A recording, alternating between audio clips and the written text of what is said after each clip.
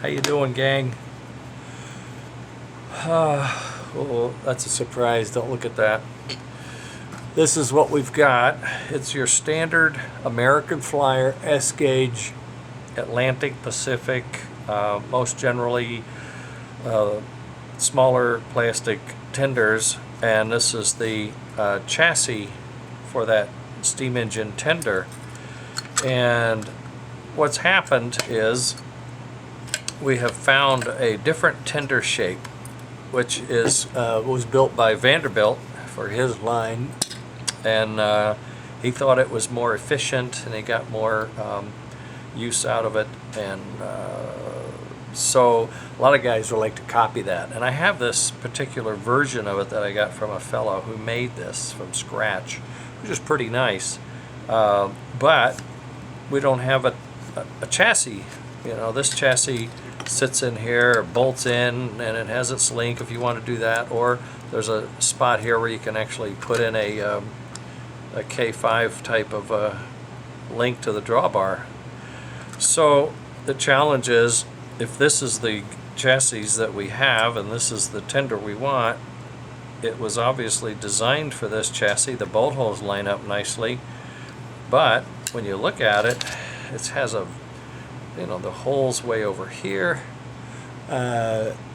for the side piece, and there's a big overlap here, and it's just not working out too well. So that's when I thought, aha, I can print things on my printer. This hasn't been cleaned up. It just came off the printer not 2 minutes ago. I'm kidding you. I was watching it. I want to add some stiffeners to it. I can see that. But in any case, so this is the idea I had as a chassis, and you might notice the holes are just a little too far apart, but they're in alignment. And this is the drawbar hole, and this is the hole for the wheel. If we have one, it would go on here like that, and the rear wheel would go on here like that. It would screw in, okay, and that would go on.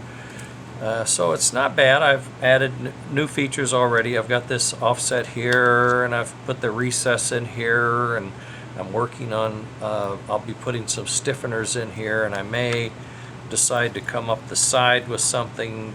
I may widen it and then come up the side with something. I'm not sure how that all is going to work out, but we'll make this pretty nice. But then the challenge came with the reliability of the tender and with the chassis that we have. Hold on a second. I'll be right back.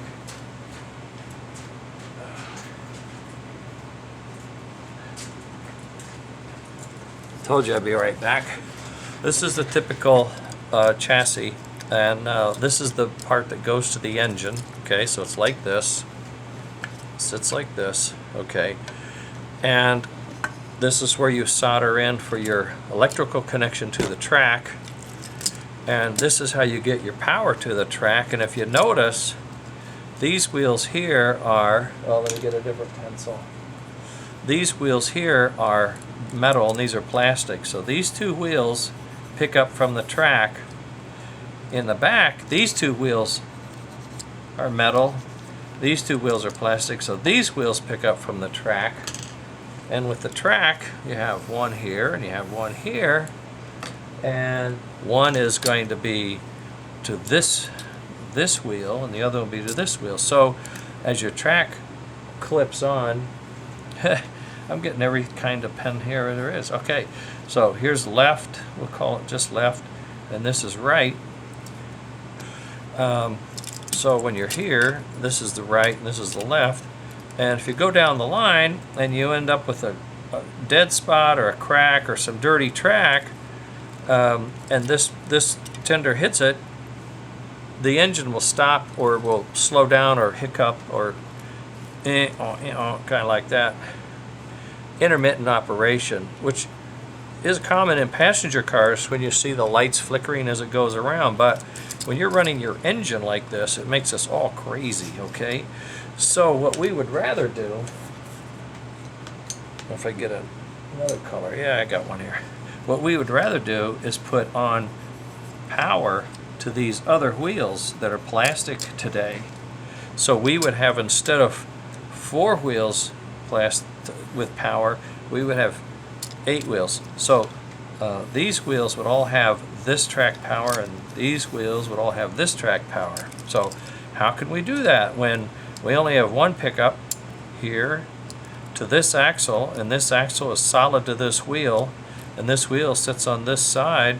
You know, you're going to get power. But if you put power, this is a plastic wheel for one thing, so whatever power you get here has to be insulated from all of this. So it turns out to be not so easy. So I've been experimenting. This is the Frankentrain Laboratories, and this is what we do. We experiment. So what I've done is I've taken this older chassis and truck design from Cat's Paws, a pair of nice ladies in Georgia. And if you'll notice, I have a metal wheel on all 4 corners. And I have a headlight wired in, but there's no wires to this truck. Oh, look, there's a little cat's paw right there. I don't know if you can see it. Anyway, this one truck lights this light on the track. When I put power to it, it lights up from one truck. I put that on video. You probably saw it earlier. Well, how does it do that? Well, you'll also notice, if I get closer, maybe you can see it better. I don't know. Does this help? It's focusing in the light. Maybe it's too high. More light there. okay, there's one of the wires that goes to this piece of the axle, and it actually goes to this axle as well. I have a wire here that goes to this axle, but unfortunately, this is my test part, and I broke this off being too mean to it. So I only have 3 wheels instead of 4. But I could have had 4, and I will have 4. Okay, bear with me. So now, as long as any one of these 2 and this wheel get power, this comes on. And if I did the same thing over here, you see now we could have power, power, power, power to the same side of the track. Power, power, power, power, same side of the track. Boom. You got all-wheel pickup. Now, I've built these before, but you have to buy these from people. And they're not cheap. They're like 40 bucks. So, you know, 40 bucks sometimes is a pair, sometimes it's one, all depends. But it's not easy to find, and when you get them, they're not necessarily made for these kinds of chassis. These bare chassis, you know, has a sort of a hole and dimensions, and you have to fit into that. And if it doesn't, then you've got to add shims or spacers or something that can fill that void, and the screw can go in, and you still don't connect. You know what I'm saying? Okay, so I don't know. All right. So this is what we want to do. Now what we want to do is we want to do it to this one. And we know this one isn't really Perfect. It's not production, really. It was just a test. And the test succeeded. The light went on. I rolled this around, and only with these 3 wheels hot, that light was on. If I had this wheel on, it would have been better, but it was fine. It was fine. I get these 2 wheels on, and on my it just gets better and better. Oh, it can get better now. Okay. Proof. All right. Well, some time ago, I had worked on a design chassis for another engine, and I decided to try to go back. Now that I had to design a chassis for this Vanderbilt, we call them Vandy, a Vandy tender. I had to design this chassis anyway. Why not look at how and what we have to put on here, either the factory trucks or what else is there? So this is the factory truck, and this one doesn't have any wheels that are metal, but you know, if it's the tender, it's going to have 2 wheels metal like this. And then the brass plate picks up from the axle. So I wanted to see, well, what other kinds of trucks are there that we might be able to use? Well, this is another Flyer truck, but it's got this cast metal piece that's crimped, literally crimped on here. This is all one piece, bent over and drilled and blah, blah, blah. But, you know, they're similar. This is a Link, this is a Knuckle, this is sort of a newer, this is the older.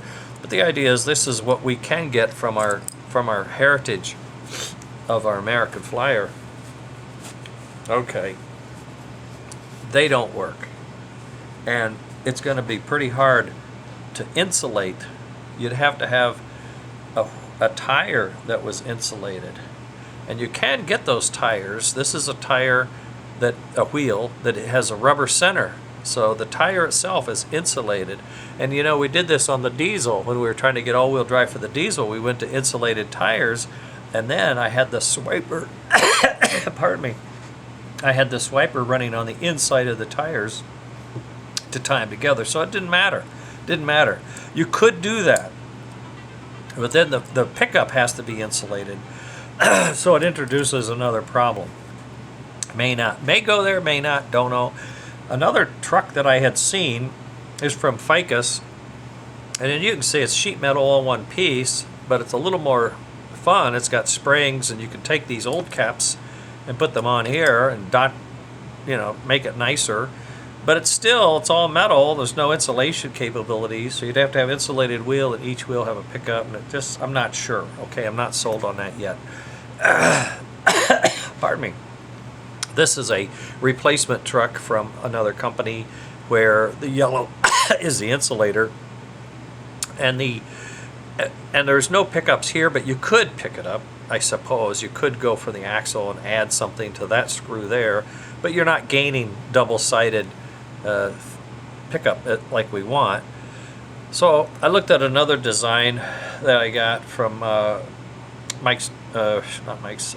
American Models, and this is for my Illinois Central, really long Pullmans. But when I took it apart to see how it went together and what happened, I noticed it was single pickup, and it had one insulated wheel. So even with all of this and how it went together, I'm looking at the attachment, how does it come apart, how does it stay together. The axle is insulated from everything else. One wheel is insulated from that axle. So when you put this wire on here, you get the axle. It's the same. It's the same as this. All right. Well, that didn't solve the problem, but I did get to see how he builds his and puts them together. Then I looked at another design that is a 3-wheel for a larger tender, and it's so funny because they just slide in holes, and then there's a detent molded in here, and it snaps in place, and that holds it. Just that detent holds it once you put the wheels on. But again, you have to have something like this, and the one wheel's insulated, so I didn't get what I wanted. Then I'll go back to this guy, because on here was something I really enjoyed, is this little black piece. I have another one here with it.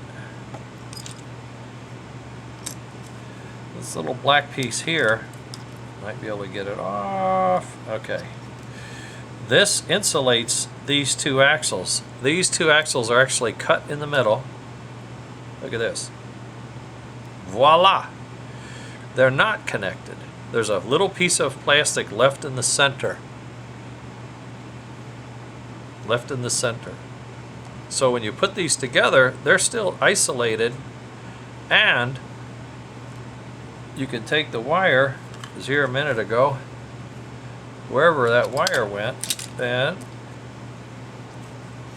there it is.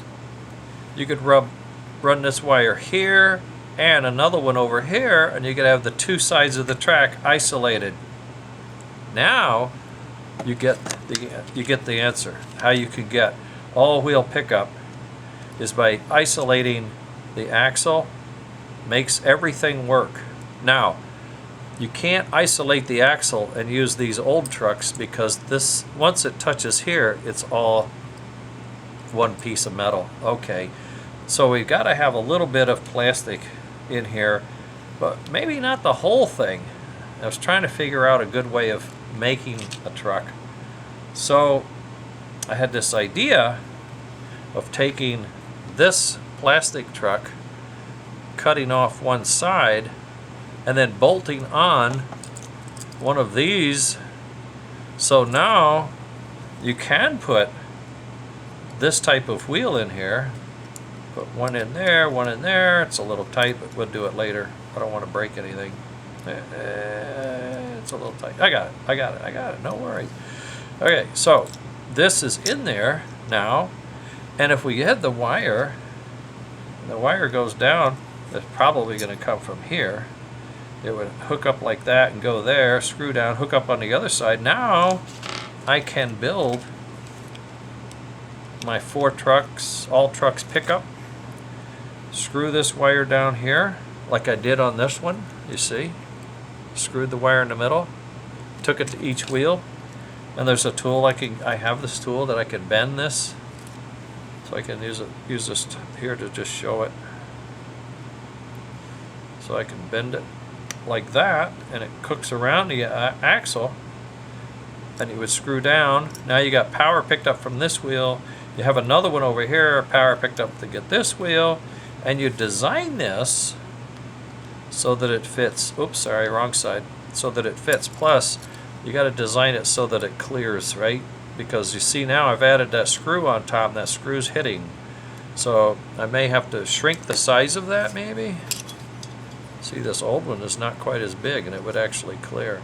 So if I shrink the size of this standoff, then the screw would clear, or get a flat screw, or get a different screw, or maybe this location isn't even the right place.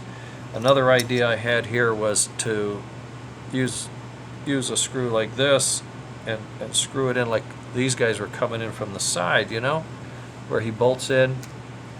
The screw is like this, it comes in through a hole, so the side piece is built like this, so this would fit in here like that, and then the screw would fasten it. It's interesting because this still has a pivot. Look at that. It can still, it's loose. It's not really tight. And there's a little molded in stop right there, right? So if you mold your sidebar like that, that might work. But the hard part for me is molding the sidebar. The easy part is molding this. So if there was a way to take the metal ones, even the fat ones, even this guy, you know, that would look nice there. But I've got to put a way of having the some threads in there. So okay, you can drill and tap, take this off, drill and tap. I don't know if you can buy them separate, maybe you can. I hate to break something when it's working, right? But drill a hole and all. So anyway, I was trying to find a place where I could get these inexpensive. Well, one of my customers, I'm working, in fact this is his engine, funny enough, suggested sheet metal. There's places where you can send them your design for sheet metal, and they will cut it out and bend it over, put all the holes, everything you want in it, and send it to you. You pay them, but of course, right? But we're thinking, maybe, if that were the case, maybe we could just buy this made the way we want it, and we can print these, because we are, and I can change this and make it the way I want, I can change this to make it the way I want, and we get these and get these, and we build this, and it's now, we're not using any of the old stuff, which I try not to take old stuff and ruin it. So now if we put this together, and then we put it on here, all I would do is drill an oval back here, bring up the right and left wire like I did here, only I did it in 2 places because I had only one. All right, now you could link this, and I just did this on the diesel, and it worked out like a charm. In fact, with the diesel, because it has a A and a U and a B unit, it ends up with 8 and 8, 16 wheels picking up power. Pretty amazing. But here we'd only have 8 because we have A tender, and our engine isn't designed to pick up power.